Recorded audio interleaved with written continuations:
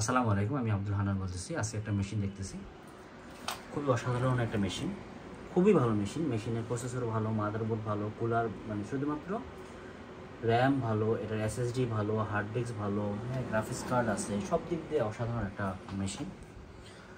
এবং মেশিনটা হচ্ছে ইন্টেলের 14 জেনারেশনের কোরাই সেভেন 14700K। এবং যখন মেশিনটা নেওয়া হয়েছিল তখন মার্কেটে 15 জেনারেশন ছিল না, এবং এটার প্রসেসরের কোর হচ্ছে যে টোটাল কোর হচ্ছে 20 কোর, এবং লজিক্যাল প্রসেসর হচ্ছে 28টা। এবং আমরা দেখতেছি যে একটা ভিডিও চলতেছে এবং এটাতে ম্যাক্সিমাম এখন আমাদের 3.5 গিগাহার্টজ হচ্ছে, এবং এটা 5 গিগাহার্টজ পর্যন্ত আরও বেশি, অনেক বেশি ওঠে। তো এখানে একটা ইম্পর্টেন্ট বিষয় হচ্ছে, যেহেতু এটা অডিও রুম, তো এত শব্দ হবে না এটাতে, কিন্তু এই আমাদের কুলারটা একটু বেশি শব্দ লাগতেছে।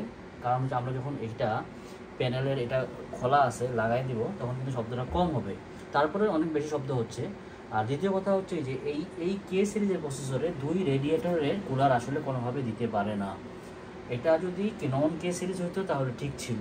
তো এটা 1 নম্বর সমস্যা হচ্ছে অনেক বেশি শব্দ, 2 নম্বর এবং মেজর সমস্যা হচ্ছে এটা কুলারটা আমাদের সিপিইউটাকে ঠান্ডা করতে পারতেছে না। এটা যেখানে থাকা দরকার 50-60 ডিগ্রি সেলসিয়াস বা সর্বোচ্চ 80 ডিগ্রি সেলসিয়াস, সেখানে আমাদের আছে 90 ডিগ্রি সেলসিয়াস। এখন আমি একটা ভিডিও চলতেছিল, ভিডিওটা আমি বন্ধ করে দিলাম। এখন যেরকম অবস্থা আছে এরকম থাকার দরকার। এইটা আমাদের খুব দোকানেই দেখে নেওয়া উচিত, যে আমরা যখন দেখব যে আমাদের এই সেলসিয়াসের কোর টেম্পারেচার নামে ছোট্ট একটা 2-3 মেগাবাইটের একটা সফটওয়্যার, এই সফটওয়্যারের মধ্যে এখানে টেম্পারেচার বেশি থাকবে মানে আমাদের কুলারটা ঠিকমতো সাপোর্ট দিচ্ছে না, তাহলে আমাদেরকে কুলারটা চেঞ্জ করতে হবে। আমি একটা ভিডিও লোড দিয়ে দেখি, আমি 8K ভিডিও দিচ্ছি, ভিডিওটা কিন্তু অনেক ভারী। তো আমার এটা ভিডিওটা প্লে করলে যেটা হচ্ছে দেখেন, আমাদের টেম্পারেচার অনেক বেশি হয়ে যাচ্ছে। হ্যাঁ, এটা দীর্ঘ লং টার্ম প্রসেসরের জন্য অনেক বেশি ক্ষতি করবে, এবং এটাতে স্টেবিলিটি কম হবে এবং পারফরমেন্সও আসলে আলটিমেটলি কম হবে। তো আমরা অনেক টাকা খরচ করছি, এটা আমাদের কোনো সামান্য একটা বোকামির জন্য এটা হয়ে গেছে।